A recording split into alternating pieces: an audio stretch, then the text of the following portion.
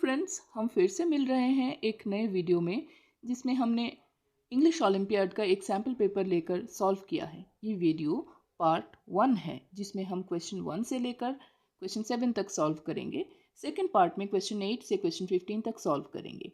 आगे बढ़ने से पहले I request you to please give us a like and share this video if you like it, and subscribe to my channel if you like this video and you want to have further informations regarding Olympiad। दोस्तों, इस question paper में 4 sections होंगे। पहला section है word and structure knowledge. Word and structure knowledge यानी कि English में use किए जाने वाले जो शब्द होते हैं, वर्ड्स, और उन वर्ड्स से बनाए गए जो सेंटेंस होते हैं उनके स्ट्रक्चर कैसे होंगे, वर्ड्स का किस तरह से यूज़ होता है, सेंटेंस को किस तरह बनाते हैं, कौन सा वर्ड लगा के किस तरह सेंटेंस को जोड़ते हैं, यहाँ कौन सा वर्ड होगा, वहाँ कौन सा वर्ड होगा, इस तरह के सारे सवाल इस सेक्शन में आपको मिल जाएंगे। अगला सेक्शन होगा रीडिंग सेक्शन।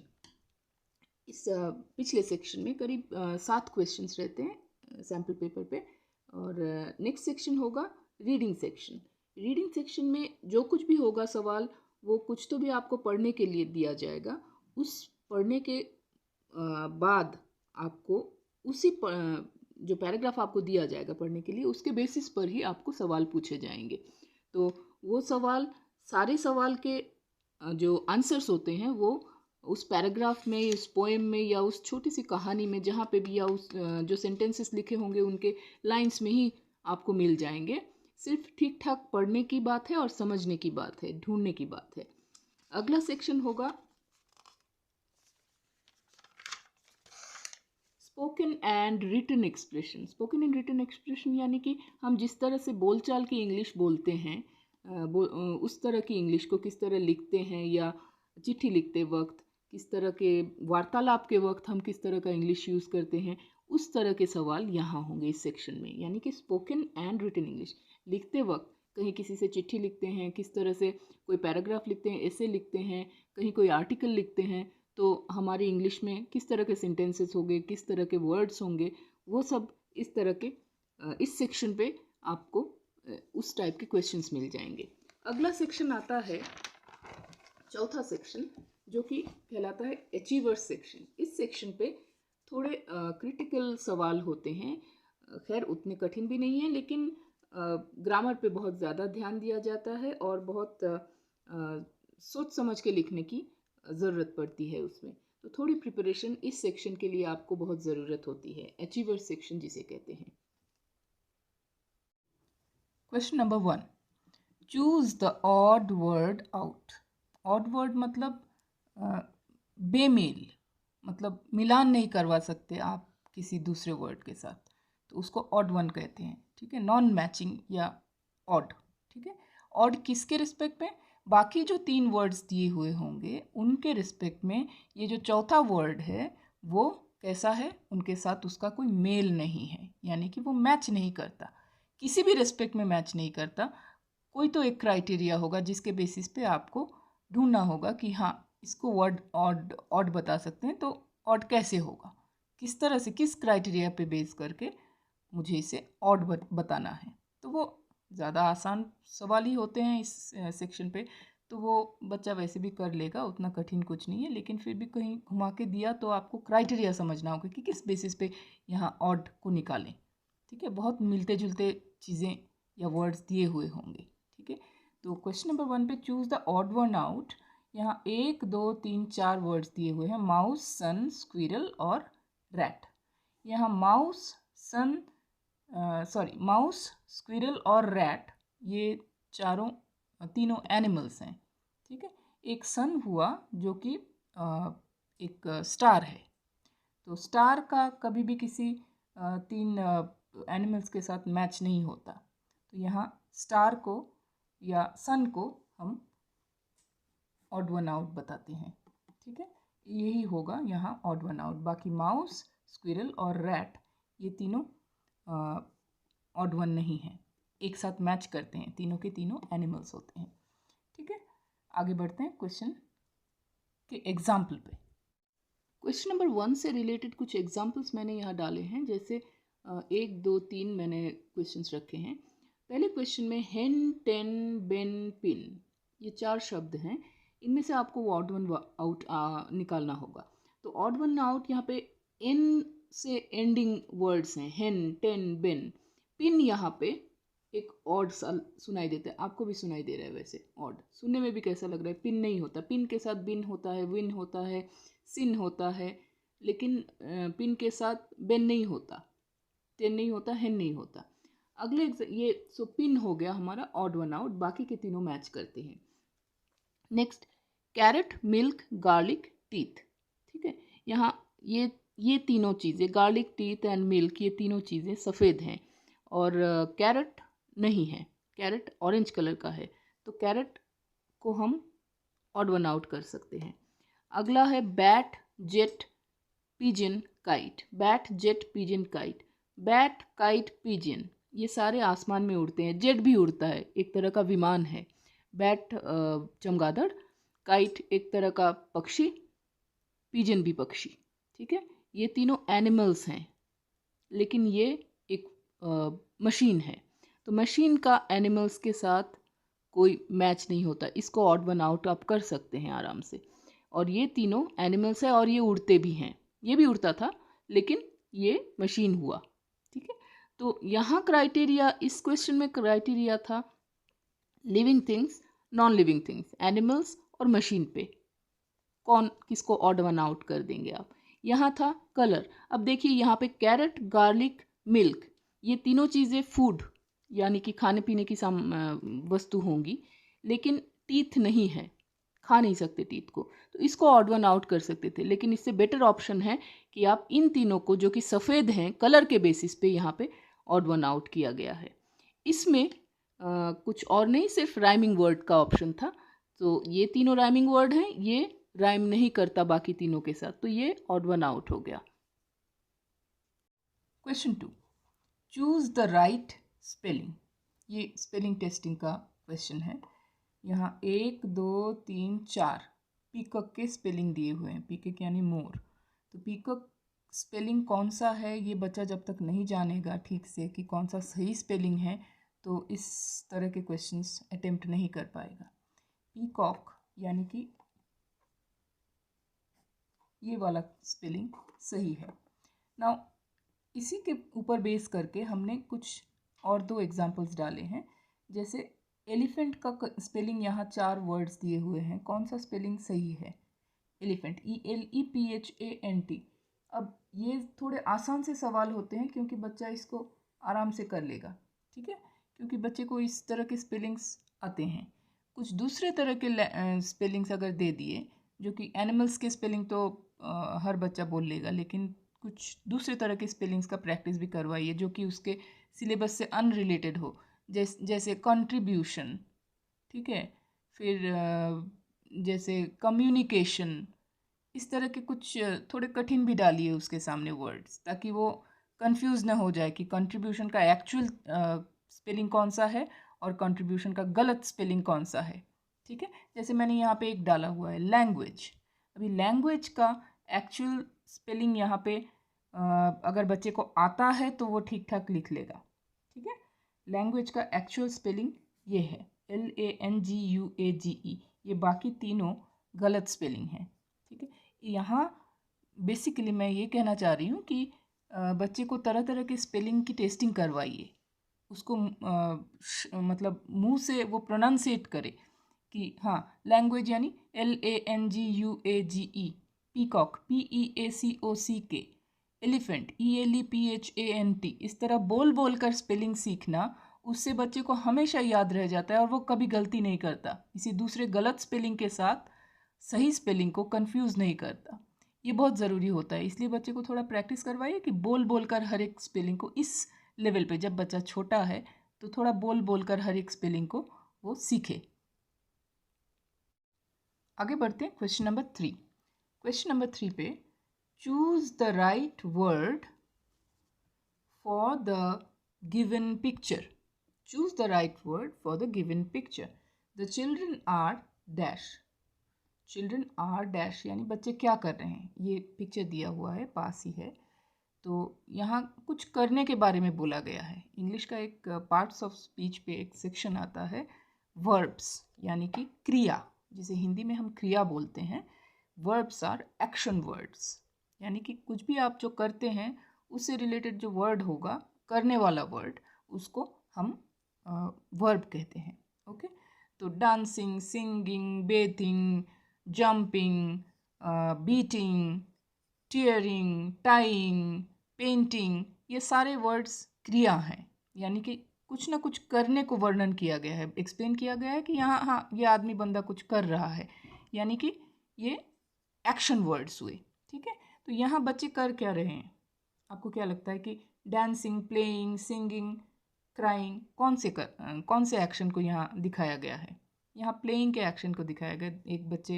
एक बच्चा बॉल से खेल रही है, एक लड़की, और बाकी दो बच्चे कुछ तो भी स्कीपिंग वगैरह कर रहे हैं। ठीक है, तो यहाँ प्लेइंग का ही ऑप्शन आएगा।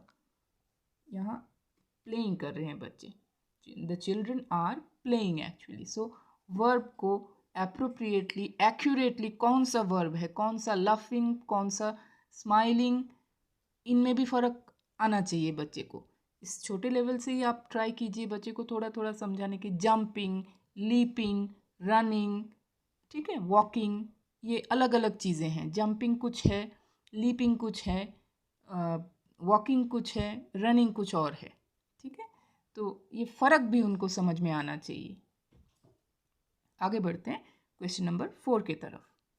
Question 4, a cat is sitting dash the table. Sitting on the table, sitting in the table, sitting upon the table, या सिटिंग इनटू द टेबल, कौन सा होगा यहाँ पे? A cat is actually sitting on the table. In the table यानी कि table के अंदर, भीतर, ये बक्से के अंदर जैसे हम कहते हैं, डब्बे के अंदर, बक्से के अंदर। तो टेबल के लिए ऐसा होता नहीं है, इन द टेबल नहीं हो सकता। अपॉन द टेबल यानी एक के ऊपर एक जब हम रखते हैं तो एक के ऊपर एक को हम अपॉन कहते हैं। ओके, और रहा इनटू, इनटू द टेबल, यानी कि उसके अंदर घुस गया है, ऐसा इनटू द टेबल, इस तरह से टेबल के ऊपर, टेबल में कैट नहीं जा सकता। सो रहा ऑन द टेबल, यानी कि टेबल के ऊपर बैठा हुआ है। ऑन मतलब उसके ऊपर है। Okay, so on the table is the correct option. इन चीज़ों को और या इस तरह के वर्ड्स को हम पोजीशन वर्ड्स कहते हैं। पोजीशन वर्ड्स या फिर डायरेक्शनल या पोजीशन वर्ड्स, जैसे कि on my left, Ram is standing on my left and Sita is standing on my right. Okay, तो ये दाएं बाएं दोनों तरफ का हो गया। There is a car standing in front of me. Okay, then Rohan is coming or walking on my back. And जैसे कि और भी बोल सकते हैं इस तरह से कि the ball is there below the tree, the balloon is kept inside the box. तो inside, upon, in, on, above, below, left, right, up, down, ये सारे सारे पोजीशन वर्ड्स हुए। मतलब कि इन वर्ड्स के ज़रिए आप ये समझाना चाहते हो कि इस जिस वस्तु या जिस ऑब्जेक्ट की बात आप कर रहे हो वो कहाँ है, उसका एक्चुअल पोजीशन कहाँ है, इसके आगे, इसके पीछे, इससे ऊपर, इसके नीचे, मेरे पीछे, मेरे दाएं, मेरे बाएं, इस तरह के बातें जब आप बोलते हो तो उसको पोजीशन वर्ड्स कहते हैं। ठीक है, क्वेश्चन नंबर 5 से पहले कुछ डायरेक्शंस दिए गए हैं, जैसे क्वेश्चन 5 से 7 तक के ये डायरेक्शंस हैं। Fill in the blanks with the right word, यानी कि यहाँ सेंटेंस पे जो बोला गया, क्वेश्चन नंबर 5 को लेते हैं। आई एम ब्राउन एंड फरी, माई नेम इज, और आई एम अ डैश। ठीक है, आई एम अ डैश यानी कि ब्राउन, फरी, भूरा रंग भी होगा, और फरी मतलब कि उसके शरीर में बहुत बाल भी होंगे। तो इस तरह का कौन हो सकता है? चॉइस है डक, बियर, स्पैरो और पेंगुइन। तो पेंगुइन ब्लैक एंड वाइट हुआ। स्पैरो इज़ अ बर्ड, उसको फर नहीं कहते।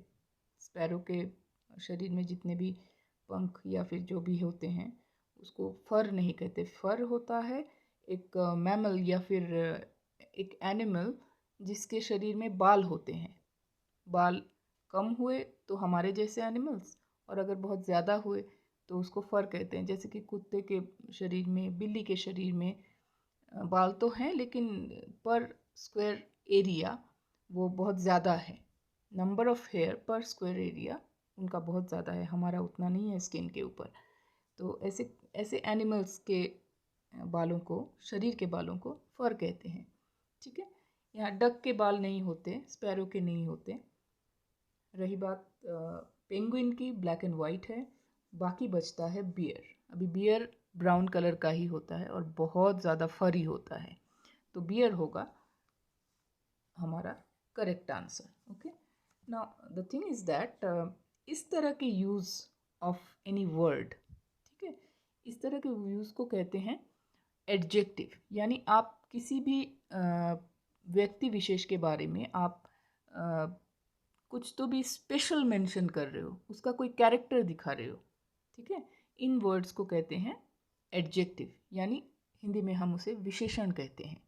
मतलब आप उस वर्ड को यूज़ करके, जैसे फरी हुआ, ब्राउन हुआ, उसको यूज़ करके आप किसी बियर को बहुत स्पेसिफिकली, एक्यूरेटली उस बियर को आप रिप्रेजेंट कर रहे हो या समझा रहे हो कि हाँ ये कोई और नहीं हो सकता, ये बस बियर ही है। ठीक है, फरी भी है, ब्राउन भी है। स्पैरो शायद ब्राउन होता है लेकिन उसका तो फर नहीं होता। ठीक है, इन चीज़ों को एडजेक्टिव कहते हैं, यानी विशेषण। अभी इस तरह के कुछ एग्जाम्पल्स हम ले लेते हैं। I have a long neck and patches on my body. क्या हो सकता है वो जिराफ हो सकता है। लॉन्ग नेक यानी कि giraffe. Okay, giraffe. I look like a horse but have white black stripes on my body. ये कौन हो सकता है? वाइट एंड ब्लैक स्ट्राइप्स जब आ गया, घोड़े जैसा दिखता है, शायद घोड़े जैसा हाइट नहीं होगा उसका, लेकिन वो ब्लैक एंड वाइट स्ट्राइप्स वाला एक ही एनिमल होता है, उसको हम जेब्रा बोलते हैं। ठीक है, जेब्रा हो गया। तो इस तरह के यूज ऑफ वर्ड्स को, black and white stripes, look like horse, then patches on my body, long neck, ये सब विशेषण हुए। मतलब लॉन्ग नेक जेब्रा का नहीं होता, लॉन्ग नेक मेरा आपका नहीं होगा। लॉन्ग नेक है एक ऊंट का और एक जिराफ का। तो जिराफ के बॉडी में पैचेस हैं, ऊंट के बॉडी में पैचेस नहीं हैं। ठीक है, धब्बे जो होते हैं, आप देखिएगा जिराफ के बॉडी में कुछ धब्बे धब्बे होते हैं, सारे बॉडी में वैसा ही पैटर्न हुआ होता है। तो इसलिए वो एक विशेषण वर्ड हुआ, यानी कि एडजेक्टिव हुआ। आगे बढ़ते हैं क्वेश्चन नंबर 6 की तरफ। Question number 6, he dash a tall boy. अब इस डैश में क्या बैठेगा? He an a tall boy, he a tall boy, he the a tall boy, he is a tall boy. So यहाँ he is a tall boy ही होगा। ठीक है, एक्चुअली ये बड़ा आसान सा सवाल था, कोई भी बच्चा कर लेगा। इज ऑल्सो अ वर्ब, यहाँ मैंने लिखा हुआ है इज वर्ब होता है, यानी क्रिया होता है। कुछ भी होने को हम इज बोलते हैं। ठीक है, तो ये भी वर्ब का एक क्वेश्चन था। Question number 7, Rita is my friend dash is very jolly. Dash is very jolly, यहाँ डैश पे क्या बैठेगा? इट, दे, शी, हर। ठीक है, ये एक्चुअली ये प्रोनाउंस का क्वेश्चन है। प्रोनाउन यानी कि सर्वनाम जिसको बोलते हैं। ठीक है, नाम के बदले में, नाउन के बदले में जब भी हम किसी दूसरे वर्ड को यूज़ करते हैं उसे सर्वनाम या फिर प्रोनाउन कहते हैं। Okay, so Rita is my friend, she is very jolly. ठीक है, यहाँ शी होगा, नाम के बदले में शी होगा। हर इज़ वेरी जॉली नहीं हो सकता, इट इज़ वेरी जॉली वो ऑब्जेक्ट के लिए यूज होता है। दे यानी कि बहुवचन, मल्टीपल पीपल अगर होते हैं तो उसके लिए दे हो सकता है। सीता, गीता, रीता तीनों एक साथ, they are going to the market. Okay, तो वहाँ एक सीता के लिए आप कभी दे नहीं लिख सकते, आपको शी लिखना होगा। तो she is going, she is going, she is doing, she is dancing, she is very jolly. ठीक है, अब यहाँ मैंने कुछ एग्जाम्पल्स दिए हैं, जैसे कि एग्जाम्पल जैसे दिया एंड टिया विल डांस। ठीक है, ये एक पहला सेंटेंस। इसी को बदल के अगर हम प्रोनाउन यूज करते हैं, दे विल डांस। ठीक है, दे विल डांस हो जाएगा। दे यहाँ पे सीता, दिया और टिया को एक साथ बना के हमने दे कर दिया है, यानी दोनों को हमने रिप्रेजेंट किया है। ओके, सेकेंड सेंटेंस जैसे come with me we will go to the park. Come with me, okay, me अपने आप में एक प्रोनाउन है, सर्वनाम है। And come with me we will go to the park. We यानी कि वी मतलब क्या, मैं राम, मैं सीता, मैं जो भी हो सकती हूँ, मैं और वो। ठीक है, तो रोहन कह रहा है राम को लेके पार्क में जाएगा, तो रोहन कह रहा है, रोहन आई होता है और ही होता है राम, तो राम और मैं पार्क में जाएंगे। इससे अच्छा है उन दोनों वर्ड्स को आप हटा के एक वर्ड यूज़ कर सकते हो, जैसे कि we will go to the park. ठीक है, तो यहाँ वी भी एक प्रोनाउन हो गया। वी प्रोनाउन है, मी प्रोनाउन है। ठीक है, और यहाँ क्या था, दे विल डांस। टिया दिया नाउन है। ओके, तीसरा sentence give us some food to eat. यहाँ अस हो गया। अस यानी कितने लोग हो सकते हैं, 10 लोग हो सकते हैं, 1 2 3 भी हो सकते हैं। तो लेकिन अस मतलब एक से ज़्यादा होंगे, हम दोनों को दीजिए खाना, वो भी हो सकता है। 10 लोगों को खाना दीजिए, वो भी हो सकता है, लेकिन वो अस रिप्रेजेंटेड होगा, यानी कि एक से ज़्यादा आदमी। Ram is a good boy, he listens to his parents and teachers. Ram हुआ नाउन, नेक्स्ट सेंटेंस पे हमने बदल दिया, उसको ही बना दिया। ही एक प्रोनाउन हो गया कि वह अपने पेरेंट्स की और टीचर्स की बात सुनता है। Ram is a good boy and he listens to his parents and teachers. तो यहाँ इतने सारे प्रोनाउंस का एग्जाम्पल मैंने दिखा दिया। थोड़ा होप करती हूँ कि आपको समझने में आसानी होगी। सो फ्रेंड्स, ये वीडियो यहाँ तक ही। पार्ट 2 वीडियो में आगे के क्वेश्चंस रहेंगे। अगर आपको यह वीडियो पसंद आता है, अच्छा लगता है, तो इसे लाइक और शेयर कीजिए। अगले आने वाले वीडियोस के लिए हमारे चैनल को सब्सक्राइब कीजिए। अगले वीडियोस के लिए इन्फॉर्मेशन सारा आप तक पहुंच जाएगा। तब तक के लिए धन्यवाद।